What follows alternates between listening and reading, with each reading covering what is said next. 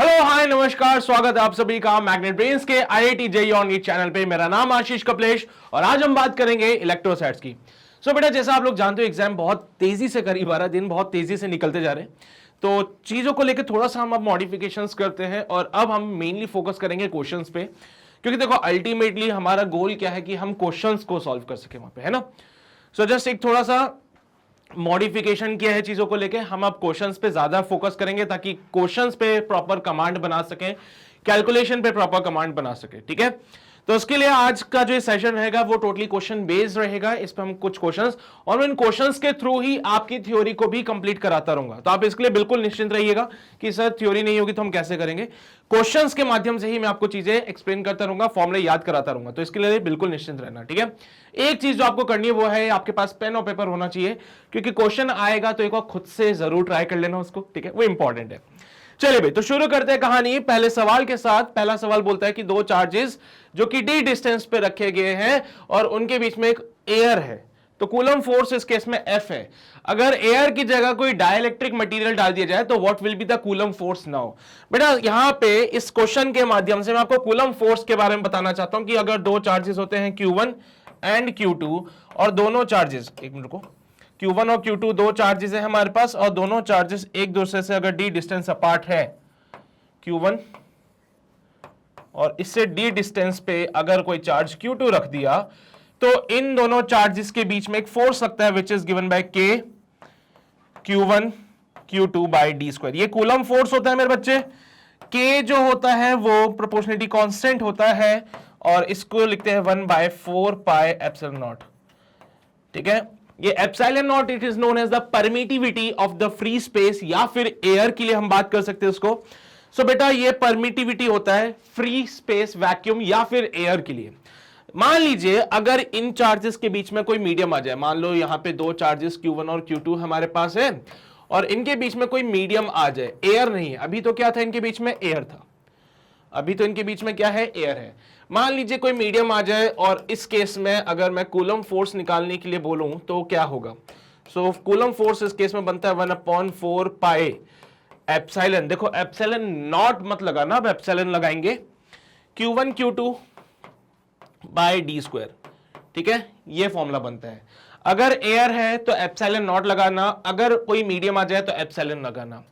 बेटा, वैक्यूम या फिर एयर की परमिटिविटी और किसी मीडियम की परमिटिविटी में जो रिलेशन होता है वो ये है कि किसी मीडियम की जो परमिटिविटी होती है एप्सिलॉन, ये बराबर होता है relative permittivity into permittivity of vacuum.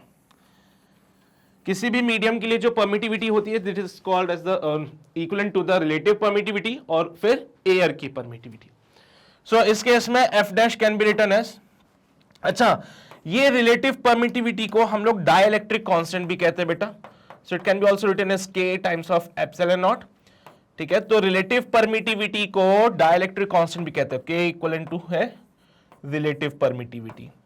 ये रिलेटिव परमिटिविटी को डाइलेक्ट्रिक कांस्टेंट भी बोलेंगे। तो उसके हिसाब से अगर देखा जाए तो एफ डैश का जो फॉर्मूला हमें मिलता है it is given by 1/4 pi K times of epsilon naught Q1 Q2 by R square या फिर D स्क्वायर। एफ डैश जो बनता है 1/K बाहर आएगा, बाकी कहानी में 1/4 pi epsilon naught Q1 Q2 by D square. यहां तक तो सब बढ़िया चल रहा था। F dash is equals to 1/K। बेटा, ये क्या पुराना वाला फोर्स है एयर के केस में? हाँ सर, ये F हो जाएगा। F is the force between the charges जब एयर थी उनके बीच में, and F dash is the force between the charges जब कोई मीडियम आ गया उसमें। तो बेटा F डैश और F के बीच में रिलेशन होता है F dash equals to F/K। This is your final answer for this. F dash is equals to F/K, this is the final answer. उम्मीद करता हूं आपको समझ आ रहा होगा। F/K वाला ऑप्शन आ जाएगा यहां पे, सोचो जरा, ठीक है। तो जैसे आपने कोई मीडियम इंट्रोड्यूस करा दिया तो आपको क्या पता चलेगा कि फोर्स जो लग रहा था वो कुछ वैल्यू कम हो जाएगी, क्योंकि डाइलेक्ट्रिक कांस्टेंट की वैल्यू वहां पे अपॉन में आ रही है। अगर वो ज्यादा होगा डाइलेक्ट्रिक कांस्टेंट तो फोर्स की वैल्यू कम हो जाएगी, ठीक है। चलिए भाई, तो ये आपका सवाल कंप्लीट हो गया, ठीक है। तो यहां से अपना कूलम्स लॉ भी कंप्लीट हो गया इस सवाल से। नोट कीजिए इसको, किया नोट सभी ने? ये भी हो गया, बहुत बढ़िया। आगे बढ़ते हैं, अगला सवाल देखिए। 3 charges each of 5 into 10⁻⁻6 coulomb are placed at the vertex of an equilateral triangle having the side of 10 centimetre. Now the force exerted on the charge of 1 microcoulomb placed at the centre of the triangle will be. चलिए भाई, ये हमें answer Newton में बताना पड़ेगा. देखो भाई, क्या है, एक इक्विलेटरल ट्राइंगल हमने बनाया, यहां पे चार्ज क्यू रख दिया, यहां पे भी चार्ज क्यू रख दिया, और यहां पे भी चार्ज क्यू रख दिया. ठीक है, क्यू का जो वैल्यू है वो है 5 into 10⁻⁻6 कूलम. ये क्यू का वैल्यू है. उन्होंने बोला है कि एक चार्ज आपने क्यू नॉट, एक चार्ज क्यू नॉट आपने इस ट्राइंगल के सेंट्रॉइड पे रखा हुआ है. So what will be the net force on this Q not. Sorry, एक चार्ज क्यू नॉट आपने ट्राइंगल के सेंट्रॉइड पे रखा, what will be the net force on that. तो ये पॉजिटिव चार्ज है, ये भी पॉजिटिव चार्ज था, ये भी पॉजिटिव चार्ज है, और ये भी पॉजिटिव है. सो अगर हम इसको देखें, so what will be the net force. ये वाला इसको इधर भगाएगा, ये वाला इसको इधर भगाएगा, और ये वाला इसको इधर भगाएगा. तो अगर ये पहला चार्ज है, ये दूसरा चार्ज है, और ये तीसरा चार्ज है, तो पहले वजह की फोर्स बनेगा F1, दूसरे वाले की वजह से फोर्स बनेगा F2, तीसरे वाले की फोर्स बनेगा F3. पहले वाले की वजह से फोर्स बनता है F1, दूसरे वाले की वजह से F2, तीसरे वाले की वजह से F3. Now the point is कि तीनों चार्जेस, ये क्योंकि जो क्यू नॉट वाला चार्ज है वो सेंट्रॉइड पे रखा गया है, और सेंट्रॉइड से हर एक वर्टेक्स का जो डिस्टेंस होता है वो फिक्स्ड होता है, x x x. तो क्या हो गया, सेंट्रॉइड से हर एक वर्टेक्स का जो डिस्टेंस होगा फिक्स रहेगा. तो डेफिनेटली सी बात है, F1 जो होगा it is given by k q naught by x square. यही वैल्यू F2 की हो जाएगी और यही वैल्यू F3 की हो जाएगी. यानी तीनों फोर्सेस का मैग्नीट्यूड तो सेम है. वेक्टर से ये बात हम बहुत अच्छे से जानते हैं कि अगर तीनों फोर्सेस का तीन वेक्टर हमारे, अरे फोर्स एक वेक्टर होता है ना, तो हमारे पास अगर तीन वेक्टर आ जाए जिनका मैग्नीट्यूड सेम है, और अगर उनके बीच में एंगल 120 डिग्री का बनता है, तो उस केस में रिजल्टेंट क्या होता है, बोलो. ये बात जानते हो ना कि आपके पास अगर तीन वेक्टर आ जाएं जो कि एक दूसरे के साथ 120 डिग्री का एंगल बना रहे हैं, तो उस केस में जो रिजल्टेंट होता है वो कितना होता है, 0 होता है. तो इस केस में भी जो नेट फोर्स होगा वो कितना हो जाएगा, 0 हो जाएगा. तो बेटा यहां पे क्या नेट फोर्स 0 लिखूं मैं, सोचिए जरा. F2 F3 का रिजल्टेंट यहां कहीं आएगा F23, F2 और F3 का रिजल्टेंट इधर आएगा F23, उसका भी वही मैग्नीट्यूड होगा और F1 का भी वही मैग्नीट्यूड होगा. एक दूसरे को कैंसिल आउट कर देंगे, आंसर यहां पे 0 बनेगा. बस यही कहानी थी इसमें. क्लियर रहेगी सारी बातें. चलिए भाई बढ़ते हैं आगे. अगला सवाल. Two charged sphere A and B are charged with the charges of 10 coulomb and 20 coulomb plus के है यहाँ पे. Now they are separated by a distance of 80 centimeter. The electric field at a point on the line joining the center of the two sphere will be 0. बेटा यहाँ पे बोला है कि दोनों स्फेयर को जोड़ती हुई एक लाइन थी, उसमें कहीं पे इलेक्ट्रिक फील्ड 0 था. तो कितने डिस्टेंस पे होगा ये आपको बताना है. अच्छा, इलेक्ट्रिक फील्ड का फंडा जानते हो ना, इलेक्ट्रिक फील्ड F/Q होता है ना, इलेक्ट्रिक फील्ड F/Q होता है. ऑल्सो अगर कोई चार्ज Q है, यहां पे Q नॉट रखना, एक पॉजिटिव चार्ज Q है जिसकी वजह से R डिस्टेंस पे अगर मुझे इलेक्ट्रिक फील्ड फाइंड करना है तो it is given bye KQ/R square. याद आया कुछ? हाँ, तो बस यही काम हमें यहां पे भी करना पड़ेगा. अब सिनेरियो ये कहता है कि हमारे पास क्वेश्चन में दो स्फीयर्स है A और B. एक स्फीयर A यहां हो जाएगा और यहां पे एक स्फीयर B हो जाएगा.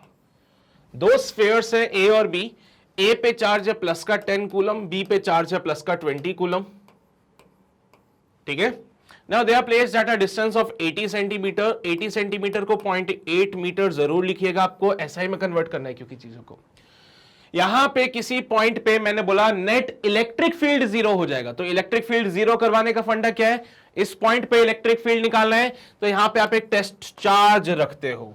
इस पॉइंट पे अगर आपको इलेक्ट्रिक फील्ड निकालना है तो यहां पे टेस्ट चार्ज रखते हो और फिर फोर्स निकालते हो Q0/R स्क्वायर. इलेक्ट्रिक फील्ड का फॉर्मूला बनता है F बाई क्यू नॉट, तो ऐसा करने से आपके पास आंसर के क्यू बाई आर स्क्वायर बनता था। याद आया कुछ? तो वैसे ही अगर एक टेस्ट चार्ज क्यू नॉट को मैंने यहां रखा तो ए की वजह से इलेक्ट्रिक फील्ड इधर ई ए, बी की वजह से इलेक्ट्रिक फील्ड इधर E B. Now the point is की A A minus E B is the net electric field at point P. P point पे नेट इलेक्ट्रिक फील्ड जो बनेगा वो ई ए माइनस ई बी हो जाएगा। अकॉर्डिंग टू द क्वेश्चन यहां पे net electric field zero होना चाहिए किसी पॉइंट पे, तो यहां पे अगर नेट इलेक्ट्रिक फील्ड जीरो हो जाए तो electric field at point A is equal to हो जाएगा electric field at point B. A point पे एक पॉइंट की वजह से इलेक्ट्रिक फील्ड के इंटू 10 डिवाइड बाय, मान लीजिए पॉइंट जो है ए से एक्स डिस्टेंस पे है, सो बी से 0.8 माइनस एक्स डिस्टेंस पे ये हो जाएगा। एक्स निकालना है मुझे, divided by x square is equals to K into 20 divide by 0.8 minus x का होल स्क्वायर। के से के मर जाएगा, जीरो से जीरो मर जाएगा, so 1 by x square equals to 2 divided by 0.8 minus का एक्स स्क्वायर। क्लियर चल रही हो कहानी सबको? कोई समस्या तो नहीं है इसमें? स्क्वायर रूट ले लीजिए दोनों तरफ, तो 1 by x is equals to under root of 2 divided by 0.8 minus का एक्स। 0.8 उधर चल जाएगा तो 0.8 माइनस का x equals to under root of 2 into x. 0.8 minus का x equals to 1.4 into x. भाई रूट 2 का वैल्यू 1.4 ले सकते हैं ना, x उधर चल जाएगा तो 0.8 इज इक्वल्स टू 2.4x और यहां से 8 इक्वल्स टू 24x। क्या x का वैल्यू 1/3 बनता है? बिल्कुल बनता है। Can be written as 0.33 metre, बिल्कुल लिख सकते हो। Also this can be written as 33 centimetre, हाँ सर बिल्कुल ये भी लिख सकते हैं हम लोग, कोई शक वाली बात नहीं है इसमें। तो आपको क्या निकालना था? Distance of the point from the charge A. भैया ए वाले से पॉइंट पी का डिस्टेंस x था और x सॉल्व करने पे 33 मिला, यही तो है फाइनल आंसर। क्लियर रहेगी बात है? समझ आती है सबको? छाप लो यार इसको भी। किया नोट? चलिए भाई बहुत बढ़िया, शाबाश, यहां तक आ जाइए, सारी बातें नोट कीजिए। हो गया? चलो भाई आगे बढ़ते हैं। अगला सवाल, एन इलेक्ट्रिक डाइपोल। देखो डाइपोल की कहानी आ गई। अब डाइपोल जब होता है तो डाइपोल के बारे में आप जानते ही होंगे कि डाइपोल में क्या होता है भाई, सेम मैग्नीट्यूड के चार्जेस होते हैं अपोजिट पोलैरिटी के साथ में, जो पास पास रखे होते हैं। याद आया? डाइपोल के लिए डिफाइन किया जाता है dipole moment given by magnitude of the charge into separation between them.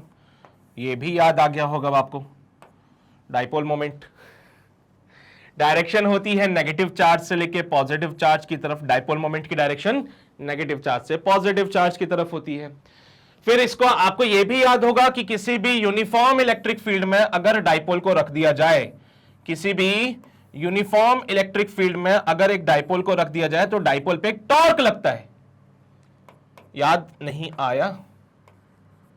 Dipole पे क्या लगता है? टॉर्क लगता है। अगर आपको कुछ याद आ रही हो पुरानी बातें तो, जिसके कारण डाइपोल घूमता है। फिर सो जो टॉर्क डाइपोल पे लग रहा है it will be equals to p E sine theta. कुछ धुंधली यादें हैं जो अभी साफ हो रही होगी। सो किसी भी डाइपोल को अगर आप यूनिफॉर्म इलेक्ट्रिक फील्ड में रखते हो तो डाइपोल पे एक टॉर्क लगता है which is given by P E sine theta. इसी में अगर कोई आपसे मैक्सिमम टॉर्क की बात करे, सो पीई के साथ तो कोई छेड़खानी कर नहीं सकते, बट साइन थीटा का मैक्सिमम वैल्यू 1 होता है, तो साइन थीटा का मैक्सिमम वैल्यू पुट करना तो मैक्सिमम टॉर्क आपको मिल जाएगा। और ये सवाल आपका मैक्सिमम टॉर्क पे ही है। ये सवाल मैक्सिमम टॉर्क पे है। इलेक्ट्रिक डाइपोल जिसमें दो अपोजिट चार्जेस हैं, हर एक का मैग्नीट्यूड दे रखा है 10⁻⁻⁶ कूलम है, separated by a distance of 2 centimetre. The dipole is placed in an external field. यहां पे फील्ड का वैल्यू दे दिया तो मैक्सिमम टॉर्क बताइए। डाइपोल मोमेंट का फॉर्मूला ये रहा, मैक्सिमम टॉर्क का फॉर्मूला वो रहा, तो भाई काम हो जाएगा हमारे यहां से। तो चलिए भाई सॉल्व करना शुरू करते हैं। हमें फाइंड करना है मैक्सिमम टॉर्क। मैक्सिमम टॉर्क होता है क्यू पी। पहले तो पी निकालें तो बेटा ये हो जाएगा 10⁻⁻⁶ इंटू सेपरेशन 2/100। ठीक है, यहां पे सबसे पहले मैंने क्या निकाला? डाइपोल मोमेंट Q इंटू ई, चार्ज कितना 10 की पावर माइनस का 6 कूलम इंटू सेपरेशन, देखो यहां पे सेपरेशन है 2 सेंटीमीटर का, मल्टीप्लाइड बाय, अब देखो यहां पे इलेक्ट्रिक फील्ड 10 की पावर 6 है, तो ये 10 की पावर 6 कर दिया। अरे यार 10 इंटू 10 की पावर 5, क्या 10 की पावर 6 नहीं होता? तो 10 का पावर माइनस 6 से 10 का पावर प्लस का 6 मर जाएगा, सो 2 इंटू 10 की पावर माइनस का 2, भैया 10 से मल्टीप्लाई कर दो, 10 से डिवाइड भी कर दो, so can be written as 20 into 10 की पावर माइनस का 3 न्यूटन मीटर। ये है maximum torque. So it will be और 20 इंटू 10 की पावर माइनस का 3, यही है हमारा मैक्सिमम टॉर्क। सो डाइपोल को अगर फील्ड में रखोगे तो उसके ऊपर एक टॉर्क लगेगा, torque is given by p E sine theta, और बस मैक्सिमम टॉर्क चाहिए तो साइन थीटा का मैक्सिमम वैल्यू पुट करेंगे, and yes this is the formula for this, बस खत्म हो गया। क्लियर रहेगी बातें?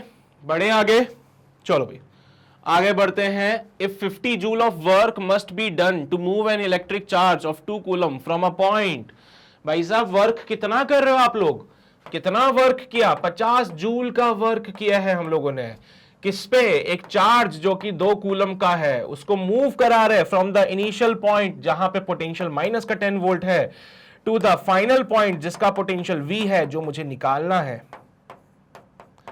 सो बताइए V का वैल्यू क्या होगा? आप वर्क कर रहे हो, आप वर्क कर रहे हो, दैट मींस आप चार्ज को लोअर पोटेंशियल से हायर पोटेंशियल की तरफ ले जा रहे हो, ऐसा? चलो देख लेते। याद हो आप लोगों को, तो पोटेंशियल के लिए परिभाषा दी की थी कि चेंज इन पोटेंशियल जो होता है, it is the work done in bringing a unit charge from infinity to that point, या किसी एक पॉइंट से दूसरे पॉइंट तक किसी चार्ज को लाने के लिए जो आपको वर्क डन करना पड़ता है, यूनिट चार्ज को लाने के लिए जो वर्क डन करना पड़ता है, वो आपका पोटेंशियल डिफरेंस के बराबर होता है। तो यहां पे V final minus V initial equals to W by Q। So V minus का 10 इक्वल्स टू W 50 बटा 2 बाई 2 से 25 टाइम्स कैंसिल आउट हो जाएगा, यहां पे प्लस बन जाएगा, तो V plus 10 equals to 25। Solve किया तो V का वैल्यू मिला 25 माइनस का 10 यानी कि 15 वोल्ट। अच्छा आप देख सकते हो एक बात कि आप चार्ज को कहां से ले जा रहे हो, माइनस 10 वोल्ट से 15 वोल्ट तक ले जा रहे हो। चार्ज जो कि एक पॉजिटिव चार्ज है, यहां पे 2 कूलम का पॉजिटिव चार्ज है, उसकी टेंडेंसी होती है कि वो हायर पोटेंशियल से लोअर पोटेंशियल की तरफ आए। फील्ड हमेशा क्या करेगा, फील्ड हमेशा पॉजिटिव चार्ज को हायर पोटेंशियल से लोअर पोटेंशियल की तरफ लेके जाएगा। लेकिन वर्क किसने किया? फील्ड ने नहीं किया, तुमने किया है वर्क। उसको कहां मूव कर लेके गए? लोअर पोटेंशियल से हायर पोटेंशियल तक ले जाने में। ये फील्ड नहीं करता है काम, फील्ड करता है हायर से लोअर तक ले जाने का, लेकिन तुम चार्ज को कहां लेके गए? लोअर पोटेंशियल से हायर पोटेंशियल तक। तो वर्क किसको करना पड़ा? तुम्हें करना पड़ा। इसीलिए इसका आंसर माइनस का 15 नहीं बल्कि प्लस का 15 होगा, क्योंकि अगर ये माइनस का 15 बोलता तो वो काम तो फील्ड ही कर देता, हमें करने की जरूरत नहीं थी। हमने वर्क किया है, दैट मींस हम उसको लोअर पोटेंशियल से हायर पोटेंशियल तक लेके आए। समझ आ गई बात? फॉर्मूला पता है नहीं वाला तुम लोगों को? पक्का? चलिए भाई लिख लीजिए इसको भी। क्लियर रहेगी सारी बातें? चलो भाई बहुत बढ़िया, शाबाश। अगला सवाल देखेंगे बेटा, इलेक्ट्रिक फ्लक्स पे सवाल है। A hemisphere is placed in an electric field as shown in the figure. The total outgoing flux is, बेटा outgoing flux कितना होगा? सर फ्लक्स की खासियत है कि किसी भी अगर स्ट्रक्चर में देखो तो जितना फ्लक्स एंटर करता है उतना ही फ्लक्स बाहर जाता है। फ्लक्स का फॉर्मूला क्या होता था? इलेक्ट्रिक फ्लक्स का फॉर्मूला होता था EA cos थीटा, where theta is the angle between electric field and the area vector. Electric field और एरिया वेक्टर के बीच का जो एंगल होता है वो थीटा होता था। एनीवेज चलिए भाई बहुत बढ़िया। इस स्ट्रक्चर में आप देख सकते हो तो यहां सिर्फ इस क्रॉस सेक्शन से फील्ड लाइन अंदर जा रही है और ये बाहर निकल रही है इस कर्व्ड सरफेस से। ये जो क्रॉस सेक्शन है उसमें से फील्ड लाइन अंदर जा रही है और ये बाहर निकल रही है बाहर कर्व्ड साइड से। बेटा वो पूछ रहा है कितना आउटगोइंग फ्लक्स है इसमें, यही तो पूछा है, टोटल आउटगोइंग फ्लक्स। सर जी फ्लक्स की टेंडेंसी है जितना फ्लक्स अंदर जाएगा उतना ही फ्लक्स बाहर निकलेगा, तो मैं इनकमिंग फ्लक्स निकाल लेता हूं क्योंकि वो मेरे लिए आसान हो जाएगा। देखो भाई क्या होता है, यहां पे एरिया वेक्टर निकालोगे, ये एरिया वेक्टर, यहां पे ये एरिया वेक्टर, यहां पे ये एरिया वेक्टर, यहां पे ये एरिया वेक्टर, तो हर पॉइंट पे एरिया वेक्टर अलग हो जाएगा। इसलिए आउटगोइंग फ्लक्स निकालना हमारे लिए थोड़ा सा कॉम्प्लिकेटेड है, क्योंकि हम उसके एंगल वगैरह निकालेंगे। लेकिन जब मैं इनकमिंग फ्लक्स की बात करूं तो एरिया वेक्टर हर जगह पे आप देखोगे तो बाहर की तरफ ही बन रहा है। अगर मैं इनकमिंग फ्लक्स की बात करूं तो एरिया वेक्टर हर जगह आप देखो तो बाहर की तरफ बन रहा है। तो मैं इनकमिंग फ्लक्स निकाल लेता हूं। इनकमिंग फ्लक्स जो हो जाएगा वो हो जाएगा ई ए कॉस 180 डिग्री। ऑब्वियस ही बात है यार, इलेक्ट्रिक फील्ड उधर जा रही है, एरिया वेक्टर पीछे आ रहा है, तो ई ए कॉस 180 माइनस का ई इंटू एरिया माइनस का E into pi are square, where r is the radius. तो भैया क्रॉस सेक्शन एरिया तो पाई आर स्क्वायर ही होगा। सो ये इनकमिंग फ्लक्स निकाला है मेरे बच्चे। उसको आउटगोइंग फ्लक्स चाहिए। आउटगोइंग फ्लक्स जो होता है वो नेगेटिव होता है इनकमिंग के, तो आउटगोइंग फ्लक्स जो होता है वो माइनस ऑफ इनकमिंग फ्लक्स होता है। सो माइनस ऑफ माइनस का E into pi are square and solve this part, आपको आंसर मिलेगा pi E into pi are square. ये आउटगोइंग फ्लक्स हो गया हमारे पास। जितना फ्लक्स अंदर आता है उतना ही फ्लक्स बाहर चला जाएगा। अच्छा सर, आपने आउटगोइंग को माइनस का क्यों लगाया? क्योंकि आउटगोइंग में एरिया वेक्टर और फील्ड आप देख रहे हो एक ही डायरेक्शन में जा रहे हैं। इनकमिंग में एरिया वेक्टर इधर था, आउटगोइंग में एरिया वेक्टर इधर है, तो फील्ड तो इसी राइट जा रहा है। इनकमिंग के लिए फ्लक्स नेगेटिव होगा, आउटगोइंग के लिए फ्लक्स पॉजिटिव हो जाएगा। बस इतनी सी कहानी। Pi are square E, A option दिख रहा है आप लोगों को? Pi are square into E, क्या यही ऑप्शन सही रहेगा? सोचो जरा, किसी ने दिमाग तो नहीं लगाया ना? 4 पाई आर स्क्वायर का आधा कर दो सर, है 2 पाई आर स्क्वायर ई हो जाएगा। ना ना भैया, ऐसा गलती मत करना। यहाँ पे तुम्हें पता ही नहीं है एरिया वेक्टर और फील्ड में क्या एंगल बन रहा है। ठीक है, देखो यार ऐसी कहानी होती है। एक कर्व्ड सरफेस, फील्ड की टेंडेंसी हमेशा सीधी जाने की, फील्ड की टेंडेंसी हमेशा सीधी जाने की, फील्ड की टेंडेंसी हमेशा सीधी जाने की। मेरा होनहार बच्चे मुझे बताएंगे क्या यहाँ पे एरिया वेक्टर यहां नहीं होगा? एरिया वेक्टर हमेशा सरफेस के परपेंडिकुलर होता है। यहाँ पे एरिया वेक्टर क्या यहां नहीं होगा? क्या यहाँ का एरिया वेक्टर कहीं यहाँ ऐसे नहीं होगा? क्योंकि एरिया वेक्टर तो सरफेस के परपेंडिकुलर होता है। तो हर जगह पे angle between electric field and area vector जो है मेरे बच्चे वो अलग अलग हो जाता है, जिसके कारण कर्व्ड सरफेस पे हमें फ्लक्स निकालने में डिफिकल्टी होती है। लेकिन वहीं पे अगर मैं एक क्रॉस सेक्शन ले लूं, वहीं पे अगर मैं क्रॉस सेक्शन ले लूं जो कि इसको जोड़ता हुआ बनाया था मैंने, अगर एक क्रॉस सेक्शन ले लूं तो फील्ड इधर और क्रॉस सेक्शन इधर। अब हर जगह पे इस क्रॉस सेक्शन एरिया को देखो तो वो ऐसे ही रहेगा, perpendicular to the surface, perpendicular to the surface, perpendicular to the surface, perpendicular to the surface. तो हर पॉइंट पे एरिया वेक्टर जो है फील्ड के अपोजिट में ही है। हर पॉइंट पे एरिया वेक्टर फील्ड के अपोजिट है। तो ये सॉल्व करना आसान है ना मेरे लिए, तो बस हमने भी वही किया था। चलो भाई, उम्मीद करता हूं कहानी समझ आ रही होगी। ठीक है, बहुत बढ़िया। इसके अलावा कुछ प्रीवियस सवाल हैं, उनको देखते हैं। जैसा पहला सवाल हमसे बोला गया था, find out the surface charge density at the intersection of the point x equals to 3 metre plane. ठीक है भाई, यहां पे एक प्लेन जो कि x इक्वल्स टू 3 से पास हो रहा है and x axis in the region of uniform line charge of 8 nano coulomb per metre lying along the z axis. बड़ा प्यारा सवाल। क्वेश्चन में बोला गया है कि यहां पे x axis, y axis, z axis बनाओ। x इक्वल्स टू 3 पे आपने एक प्लेन रख दिया, x इक्वल्स टू 3 से एक प्लेन पास हो रहा है at this point, this is your x equals to 3। यहां से एक प्लेन है जो कि पास हो रहा है। So you can see here this is the intersection of the plane and the x-axis. अब यहां पे हुआ यूं कि एक वायर या फिर एक चार्ज, यही बोला गया है लाइन चार्ज जो है वो z एक्सिस के लॉन्ग लाई कर रहा है। So this is your charge, मैं बोलता हूं let's say it is a positive charge, ये along the z axis lie कर रहा है। बेटा इस चार्ज की वजह से मान लीजिए इनके बीच का जो सेपरेशन है वो तो 3 सेंटीमीटर का हो जाएगा। यहां पे ऑब्वियस ही बात है, सेपरेशन 3 सेंटीमीटर का नहीं होगा क्योंकि ओरिजिन से पास हो रहा है। इस लाइन चार्ज की वजह से फील्ड कितना बनता है, तो मैं सबसे पहले निकालता हूं field due to line charge. तो बेटा लाइन चार्ज की वजह से फील्ड निकाले तो it will be 2k lambda by r. Infinite wire की वजह से फील्ड बनता है ये, किसी भी इनफाइनाइट। देखो यार हमें नहीं पता कहां तक जा रहा है और कहां से ये आया था, तो मैंने इनफाइनाइट कंसीडर किया। Because of the infinite wire अगर मैं फील्ड निकालूं so it comes to 2k lambda by r. ये क्या है? ये क्या है? एक शीट है सर। ये भाई किसी भी शीट के लिए फील्ड निकालना हो तो सिग्मा बाय एप्सिलॉन नॉट करते हैं क्या? बोलो। थिन शीट ले लो यार, कोई दिक्कत नहीं है। ठीक है, तो यहां सरफेस बोला है उन्होंने, शीट भी नहीं बोलूंगा मैं, तो सरफेस बोलूंगा। शीट बोलने से फिर 2 टाइम्स हो जाता है वो, है ना, तो शीट नहीं बोलते, सरफेस की वजह से बोलते हैं। तो बेटा सरफेस की वजह से फील्ड कितना रहेगा? तो field due to surface, field due to surface, तो ये हो जाएगा कितना? Sigma by epsilon naught. भैया ये भी इलेक्ट्रिक फील्ड है, ये भी इलेक्ट्रिक फील्ड है, सेम सेपरेशन पे है। इस वायर की वजह से 3 सेंटीमीटर के डिस्टेंस पे जो फील्ड बनता है गिवन बाय 2 के लैम्डा बाय आर। यहां पे इस प्लेन की वजह से जो फील्ड बनता है it is sigma by epsilon not. दोनों को बराबर कर दो भाई। तो यहां पे हमने क्या किया, 2 के लैम्डा बाय आर, 2 के लैम्डा बाय आर को इक्विवेलेंट किया सिग्मा बाय एप्सिलॉन नॉट। आपको क्या फाइंड करना है? Sigma, charge density. आपको सिग्मा फाइंड करना है, सरफेस चार्ज डेंसिटी कितनी होगी यहां पे, चार्ज डेंसिटी आपको ये फाइंड आउट करना है, सरफेस चार्ज डेंसिटी। अच्छा, तो k की जगह पे मैं पुट करता हूं 1 divide by 4 pi epsilon naught into lambda by r equals to sigma by epsilon not.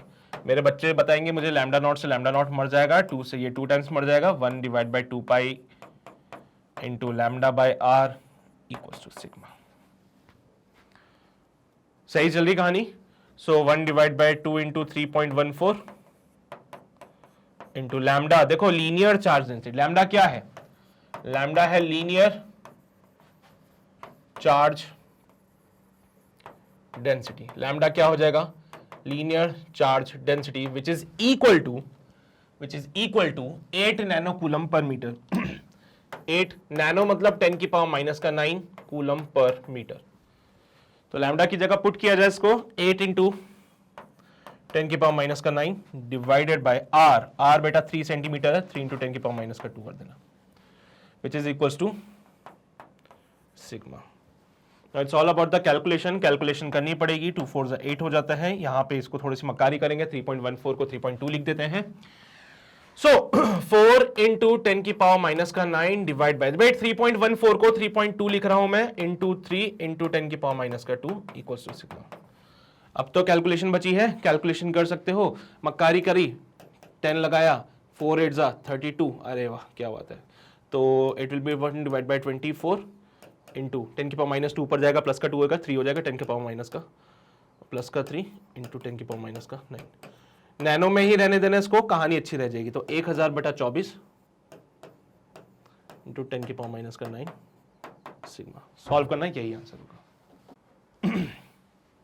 किया सॉल्व, क्या आंसर बनता है? 0.4।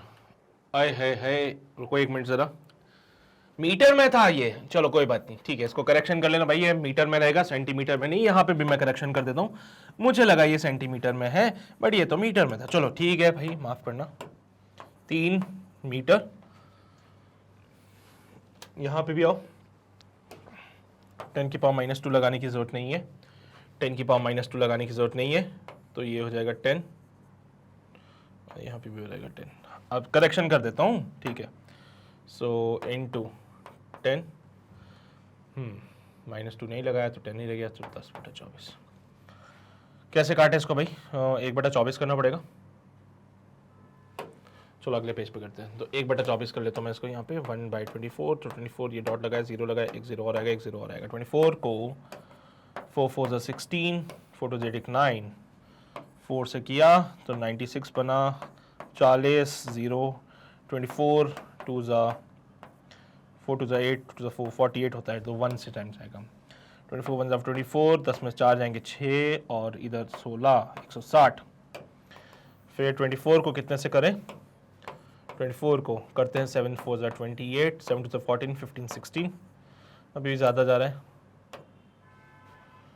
6 से करते हैं इसको। 24 को 6 से, 6 4 24, 6 2 12, 13 14, हाँ ये सही है। तो 0.0416। सो 1/24 कहानी थी 10/24 इंटू 10 की पावर माइनस 9, 10/24 इंटू 10 की पावर माइनस का 9, ये था सिग्मा का वैल्यू। तो 1/24 किया, सो 10 इंटू 0.0116 इंटू 10⁻⁻⁹। सिग्मा का वैल्यू सॉल्व किया 0.416 10⁻⁻⁹। यार 16 को थोड़ा सा और मक्कारी कर लेते हैं, 0.42 लिख देते हैं 10⁻⁹ कूलम पर मीटर स्क्वायर। चलो कैलकुलेशन तो करनी पड़ेगी, कैलकुलेशन की बात है सारी, उसके अलावा और कुछ भी नहीं है।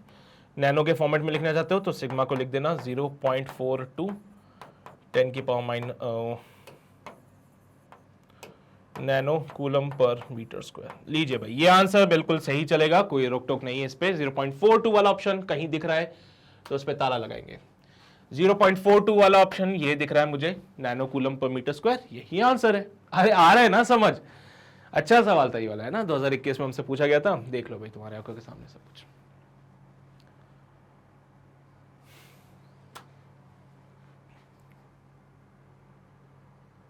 ठीक है, हो गया। चलो भाई आगे बढ़ते हैं, अगला सवाल।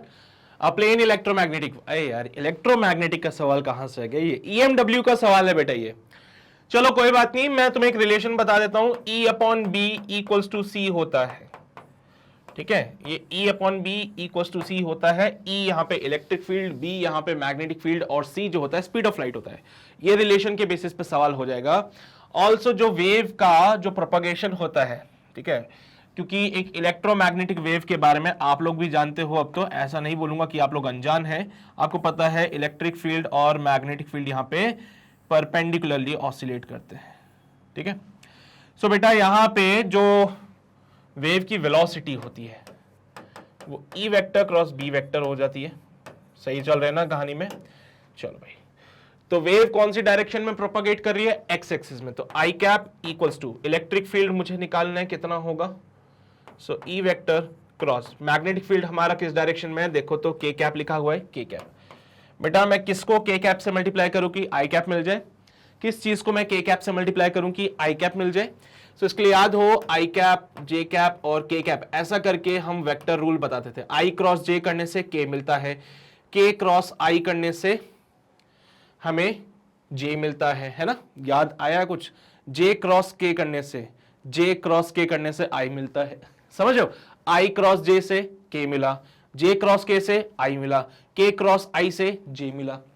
तो बेटा मैं चाहता हूं कि मुझे I मिले तो J क्रॉस K करना पड़ेगा, तो इसके लिए I कैप के लिए J क्रॉस K करना पड़ेगा। यानी कि जो इलेक्ट्रिक फील्ड है वो J कैप डायरेक्शन में आएगी, तो इलेक्ट्रिक फील्ड J कैप वाली में निकालो, K कैप वाले कैंसिल आउट कर देंगे, J कैप वाले में देखते हैं। मैग्नीट्यूड निकालना है इस फॉर्मूले से निकालेगा, डायरेक्शन निकालना तो इस फॉर्मूले से निकालोगे, डायरेक्शन आ जाएगी आपके पास में। मेरे बच्चे E इक्वल्स टू BC वाले फॉर्मूले से B का मैग्नीट्यूड 2 × 10⁻⁸ था। E इक्वल्स टू BC बन गया था, B का वैल्यू जो है 2 × 10⁻⁸ है, और C का value speed of light we all know it is 3 × 10⁸। तो ये देखो माइनस का 8, ये देखो प्लस का 8, 3 2 6, 6 वोल्ट पर मीटर, या फिर चाहो तो न्यूटन पर कूलम भी लिख सकते हो इसको। तो 6 वोल्ट पर मीटर और डायरेक्शन रहेगी J कैप। तो इलेक्ट्रिक फील्ड वेक्टर अगर आप लिखना चाहते हो it will be 6 J cap newton volt पर metre. 6 J cap, 6 J cap, 6 J cap, ये रहा सर, ये वाला नहीं हो जाए। समझ रहे हो बात को, क्या चल रहा है कहानी में? सिंपल सी बातें थी, इलेक्ट्रोमैग्नेटिक वेव से ये सवाल पूछा गया था, बट ठीक है चलो कोई नहीं, हमने बता दिया यहाँ पे भी। इसमें कि इलेक्ट्रिक फील्ड फाइंड करने के लिए बोल रहा है ना, इसलिए आ गया सवाल इसमें, और कुछ नहीं है। अरे वो इलेक्ट्रिक फील्ड फाइंड करने के लिए बोल रहा था, इसलिए इलेक्ट्रोस्टैट्स में आ गया सवाल, ऐसा कोई इश्यू वाली बात नहीं है। चलो परेशान मत हो गया, आगे बढ़ते हैं। अगला सवाल, a hollow metal sphere having the radius of capital R is uniformly charge, the electric field due to the sphere at a distance small r from the centre. बेटा सेंटर से स्मॉल r डिस्टेंस की बात कर रहा है, किसी भी hollow sphere की बात करें जो कि यूनिफॉर्मली चार्ज्ड है, किसी भी हॉलोस्फेयर की बात करें जो कि यूनिफॉर्मली चार्ज्ड है। अब इस हॉलोस्फेयर में हम जानते हैं जो भी चार्ज होगा वो सरफेस पे डिस्ट्रीब्यूटेड रहेगा। इस हॉलोस्फेयर में जो भी चार्ज होगा वो सरफेस पे डिस्ट्रीब्यूटेड होगा। इस हॉलोस्फेयर का रेडियस हो जाएगा कैपिटल R, इस हॉलोस्फेयर का रेडियस कैपिटल R। अब आपको बताना है कि इलेक्ट्रिक फील्ड कैसे वेरी करती है। भाई इसकी बातें अगर आप देखना चाहते हो तो आप ग्राफ से भी बता सकते हो, चाहो तो ऐसे दिमाग लगा के भी बता सकते हो।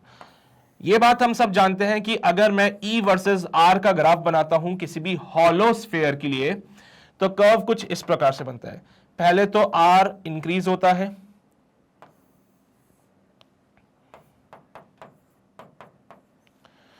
पता है ना, अंदर इलेक्ट्रिक फील्ड जीरो होता है, अंदर इलेक्ट्रिक फील्ड जीरो होता है। जैसे जैसे बाहर आते हैं तो सरफेस पे इलेक्ट्रिक फील्ड होता है।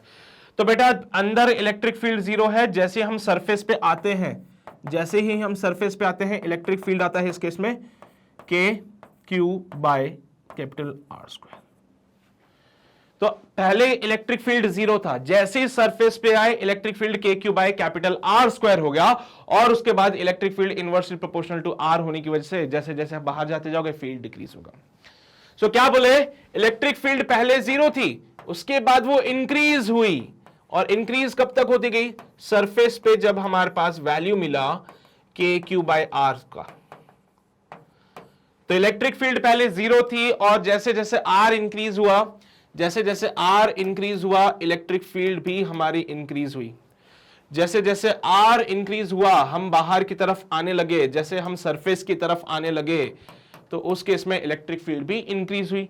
सरफेस पे इलेक्ट्रिक फील्ड ये, अब सरफेस से जैसे ही आप आर को और ज्यादा इंक्रीज करोगे इलेक्ट्रिक फील्ड डिक्रीज होगा, क्योंकि आउटसाइड पॉइंट पे फील्ड जो होता है वो K Q by are square होता है। तो यहां से इलेक्ट्रिक फील्ड इनवर्सली प्रोपोर्शनल होता है आर स्क्वायर के। तो जैसे जैसे आर इंक्रीज होगा फील्ड डिक्रीज होगा। अरे अंदर तो फील्ड जीरो था, जैसे आप बाहर की तरफ आने लगे आर इंक्रीज हुआ। जैसे कि यहां पे ध्यान दीजिएगा, सेंटर पे फील्ड जीरो, बाहर की तरफ आ रहे हो तो आर को इंक्रीज कर रहे हो। इस केस में इलेक्ट्रिक फील्ड भी इंक्रीज होती है, क्योंकि सरफेस पे आप जानते हो फील्ड का value k Q by capital R square होता है, where capital R is the radius. तो अंदर से जैसे जैसे बाहर आ रहे हो फील्ड इंक्रीज हो रहा है, अंदर से बाहर आने के लिए आर को इंक्रीज किया, आर इंक्रीज हुआ तो फील्ड इंक्रीज हुआ। उसके बाद अब बाहर से किसी और पॉइंट पे जाओगे तो जैसे जैसे आर इंक्रीज करोगे फील्ड डिक्रीज होगा, क्योंकि ई जो होता है वो K Q by small R square होता है। सो E inversely proportional to R square हो जाता है। तो जैसे जैसे आप अंदर से बाहर आते हो आर इंक्रीज होता है तो फील्ड भी इंक्रीज होता है। सरफेस से किसी और बाहर वाले पॉइंट पे जाओगे तो आर इंक्रीज होगा तो फील्ड डिक्रीज होगा। तो इसका ऑप्शन देखो कौन सा मैच करता है। इलेक्ट्रिक फील्ड जीरो है, जैसे जैसे आर इंक्रीज होता है यहां पे इलेक्ट्रिक फील्ड भी इंक्रीज होता है। जैसे जैसे आर इंक्रीज होता है इलेक्ट्रिक फील्ड भी इंक्रीज होता है। सॉरी, गलत ऑप्शन हो जाएगा ये। इलेक्ट्रिक फील्ड डिक्रीज होगा जैसे ही आर इंक्रीज होता है for r less than R. Inside point के लिए बात कर रहे हैं, बहुत गलत बात है सर, ये भी गलत हो जाएगा। देखो आर लेस देन आर मतलब इनसाइड पॉइंट की बात कर रहे हैं, आर ग्रेटर देन आर मतलब आउटसाइड पॉइंट की बात कर रहे हैं। इनसाइड पॉइंट पे जैसे जैसे आर इंक्रीज होता है इलेक्ट्रिक फील्ड जीरो रहता है। हाँ ये सही है, जैसे जैसे आर इंक्रीज होगा इलेक्ट्रिक फील्ड जीरो रहेगा, और एकदम से सरफेस पे आके देखो ना, यहां से लेके यहां तक आर इंक्रीज हुआ लेकिन फिर भी इलेक्ट्रिक फील्ड जीरो था। जैसे ही सरफेस पे आया सडनली इलेक्ट्रिक फील्ड आ जाती है। तो इंक्रीज होता है एज आर इंक्रीजेस फ्रॉम, ना बिल्कुल गलत बात है ये भी। इलेक्ट्रिक फील्ड जीरो रहता है as r increases from small r to great capital R, मतलब जैसे अंदर वाले पॉइंट पे इलेक्ट्रिक फील्ड जीरो रहेगा, और जैसे ही आप बाहर आओगे बेटा, बाहर आते इलेक्ट्रिक फील्ड अब डिक्रीज होने लग जाएगा जैसे जैसे आर इंक्रीज होगा। तो ये बिल्कुल सही ऑप्शन नहीं रहेगा अपने लिए, सोच के देखो। वो क्या बोल रहे हैं भाई, जैसे जैसे आर इंक्रीज होगा फील्ड जीरो रहेगा, लेकिन जैसे वो बाहर आएगा, बाहर आर इंक्रीज करने से इलेक्ट्रिक फील्ड भी इंक्रीज होता है। बहुत गलत बात है। आउटसाइड पॉइंट के लिए अगर आर को इंक्रीज करोगे तो फील्ड डिक्रीज होगा, ठीक है। तो हमारा डी ऑप्शन करेक्ट है। आई थिंक अभी ये बात समझ आ गई होगी सभी लोगों को। तो आगे बढ़ते हैं अगले सवाल की ओर। बोला गया है 2 point charges A and B having the charge plus का Q and minus का Q respectively are placed at the certain distance apart and the force acting between them is F. If 25% charge of A is transferred to B, then the force between the charges become, बेटा यहां पे दो charges A और B की बात की जा रही है। A और B दोनों D डिस्टेंस अपार्ट रखे हुए हैं और दोनों के बीच में जो फोर्स लग रहा है it is given by K QA QB upon D square. Q A जो है और क्यू बी जो है वो क्यू है, कैपिटल क्यू है, तो ये के Q square by D square, ये एफ है। अब हुआ यूं कि ए का 25% आपने निकाल दिया, सो ये ए डैश हो गया और वो जोड़ दिया आपने बी में जाके, तो ये बी डैश हो गया। अभी दोनों के बीच के सेपरेशन के साथ कोई छेड़खानी की नहीं आप लोगों ने। पहले वाले केस में बोला था कि ए का चार्ज जो होगा वो क्यू के बराबर होगा और बी का चार्ज जो होगा वो माइनस का क्यू बराबर होगा। अब ए में से 25% चार्ज निकाल दो, तो Q A dash it will B Q A minus का 25/100 इंटू क्यू। बेटा ये सॉल्व करने पे 3q/4 हो जाएगा। This is the new charge on the ए। भाई ए पे पुराना चार्ज था q, अभी नया चार्ज आ गया 3q/4। बी पे नया चार्ज बताओ, क्यू बी डैश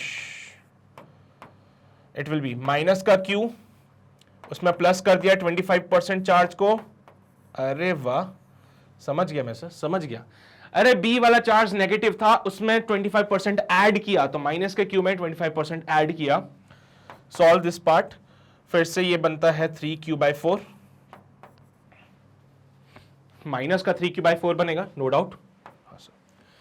सो अब नए चार्जेस जो आए हैं वो है 3q/4 प्लस का और माइनस का 3q/4।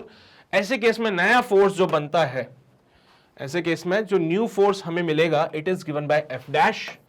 So F dash equals to K Q A dash Q B dash divide by D square. So f dash equals to k 3/4 times of q,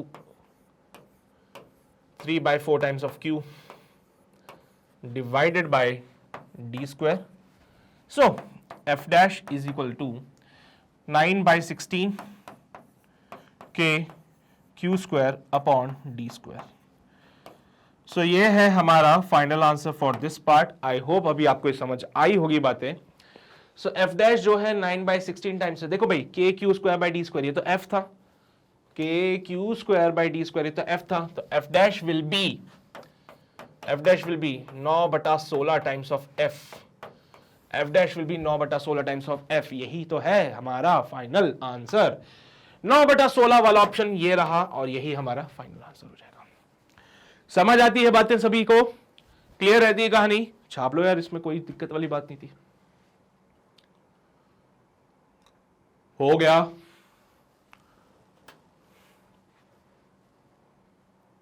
clear है सभी को?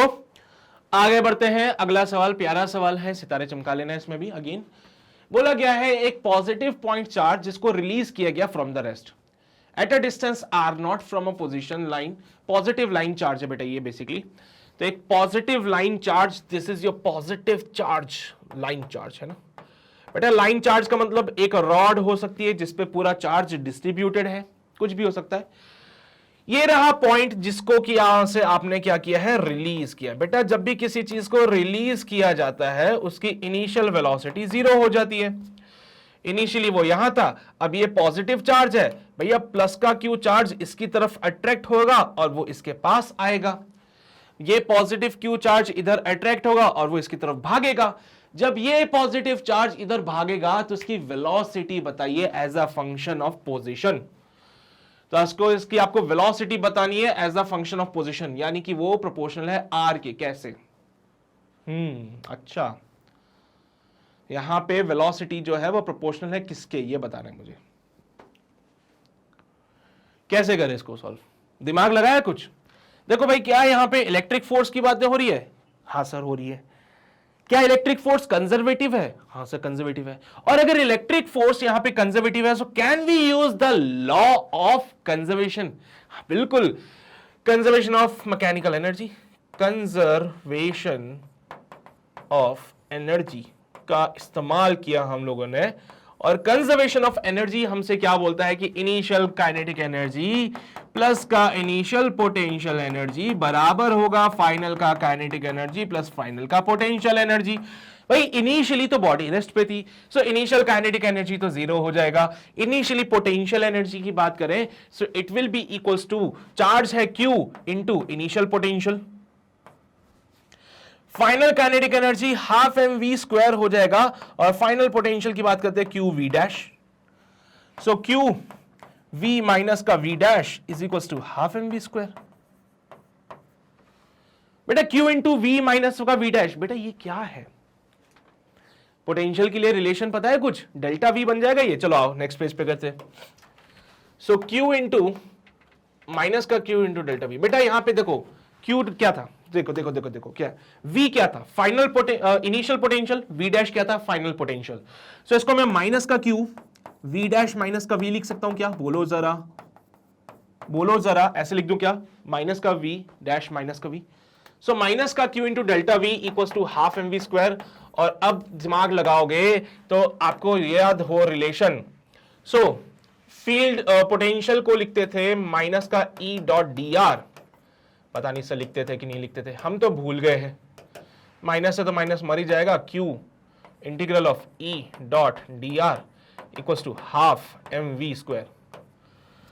इनिशियल पोजीशन थी R0, final position कोई R होगी। Initial position थी R0, अरे देखो initially separation था R0, अभी बीच में कहीं पहुंचा होगा चार्ज अभी बीच में कहीं पहुंचा होगा तो सेपरेशन R हो गई। इस टाइम पे वेलोसिटी पता नहीं थी आपको इसकी कितनी है, इनिशियल वेलोसिटी 0 थी। एक चार्ज इसकी तरफ भागता हुआ आ रहा है, तो जब इनके बीच का सेपरेशन R बचा तो वेलोसिटी बताओ स्ट्रेस में। अच्छा एक बात बताओ, किसी भी, क्योंकि ये क्या है बेटा, एक लाइन चार्ज है, एक लाइन चार्ज है, लाइन चार्ज की वजह से फील्ड का जो फॉर्मूला होता है 2k लैम्डा बाय r होता है, और यहां पे dr, और यहां आप देखोगे तो r0 तो ये लेके r तक कहानी चली जाएगी, equals to half m v square. भाई 2k लैम्डा से तो कोई मतलब ही नहीं है, तो बाहर निकाल दो 2k लैम्डा, और यहां से भी 2 ले आओ तो इंटू 2q डिवाइड बाय, ये m को नीचे फेंक दो, integral of 1 by r dr is equals to v square, r0 से लेके r तक 4k लैम्डा q बाय m। ये तो कांस्टेंट हो जाएगा, इससे मतलब नहीं है। r0 से लेके r, भाई इसका इंटीग्रेशन करना आता है आप लोगों को, 1/r का, 1/r का इंटीग्रेशन ln r, लिमिट्स लगाएंगे r0 से लेके r तक equals to v square 4k लैम्डा q by m ln r upon r0। समझ गए होंगे कैसे किया मैंने ये। सो वी स्क्वायर प्रोपोर्शनल है ln r अपॉन r0 के, and from here we can say कि v प्रोपोर्शनल है under root of ln r upon r0 के। तो v किसके प्रोपोर्शनल है भाई? v किसके प्रोपोर्शनल है? Under root of ln r upon r0, under root of ln r upon r0। क्या ये आंसर सही जाएगा अपना? हो गया, यही तो था। चलो भाई नोट कर लो, इसको भी नोट कीजिए जल्दी से। किया नोट सभी ने? पक्का? देखो भाई ये सारी बातें देखो, हुआ ये भी नोट? बहुत ही शानदार। चलिए भाई आगे बढ़ते हैं, अगला सवाल देखते हैं। अगला सवाल बोलता है the Bob of a simple pendulum has a mass of 2 ग्राम। भाई एक सिंपल पेंडुलम कैसा दिखता है तुम भी जानते हो, मैं भी जानता हूं, कोई बड़ी बात नहीं है इसमें ना, ऐसा दिखता है। इस बॉब का कुछ मास होगा और इस बॉब पे कुछ चार्ज भी है इस पर। तो बॉब का मास है 2 ग्राम और चार्ज है इस पे 5 microcoulomb. It is rest in a uniform horizontal electric field. भाई कोई यूनिफॉर्म हॉरिजॉन्टल इलेक्ट्रिक फील्ड है यहां पे, यूनिफॉर्म हॉरिजॉन्टल इलेक्ट्रिक फील्ड। अब इस यूनिफॉर्म हॉरिजॉन्टल इलेक्ट्रिक फील्ड का एक बड़ा इंपॉर्टेंट काम होता है कि वो इसके ऊपर एक फोर्स लगाता है which is given bye QE। Q is the charge on the Bob, जिसके कारण क्या होता है, ये बॉब जो है वो कुछ ऐसा बन जाएगा।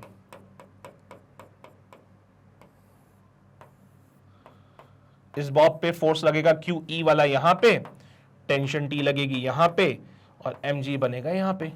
वो पूछ रहा है कि वर्टिकल से उसने कितना एंगल बनाया होगा, वर्टिकल से कितना एंगल बनाया होगा। यही बोला the angle that the pendulum makes with the vertical. अब इलेक्ट्रिक फील्ड की टेंडेंसी इस बॉब को खींच के लेके जाएगा QE वाले फोर्स से। बॉब जाना चाहता है लेकिन उसको किसने रोका? टेंशन, रस्सी ने पकड़ लिया इसको। इलेक्ट्रिक फील्ड किसी भी चार्ज पार्टिकल को अपने साथ लेके जाती है, पॉजिटिव चार्ज वाले को। बॉब के ऊपर 5 माइक्रोकूलम का चार्ज है बेटा, बॉब के ऊपर 5 माइक्रोकूलम का चार्ज है। तो इलेक्ट्रिक फील्ड इस बॉब को अपने साथ ले जाना चाहती है, लेकिन बॉब को किसने रोका? रस्सी ने। रस्सी के अंदर टेंशन आया। तो इस टेंशन के कंपोनेंट्स किए हम लोगों ने, एंड पहला कंपोनेंट तो यहां पे बना क्योंकि ये भी थीटा हो जाएगा।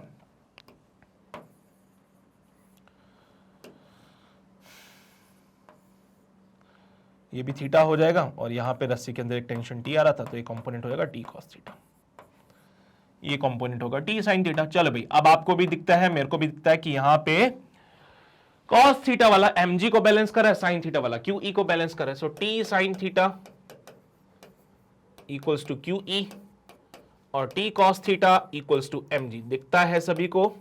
देखो जरा, टी साइन थीटा QE के बराबर, टी कॉस थीटा mg के बराबर, दोनों को जब हमने डिवाइड किया, सो टी से तो टी मर जाएगा, sine theta upon cos theta, tan theta is equals to QE by mg। चलो भाई, let's solve this on the next page. tan theta equals to QE by mg, अगले page पे solve किया, tan theta equals to QE by mg। Charge 5 microcoulomb का है, 5 into 10 की power minus का 6। Field कितनी लगी हुई है, आओ देख लेते हैं। फील्ड लगी थी यहाँ पे 2000 वोल्ट पर मीटर। सो 2 इंटू 10 की पावर 3, ये फील्ड का वैल्यू हो गया, डिवाइड बाय मास था 2 ग्राम का, सो 2 इंटू 10 की पावर माइनस का 3, जी का वैल्यू 10 ले लीजिए।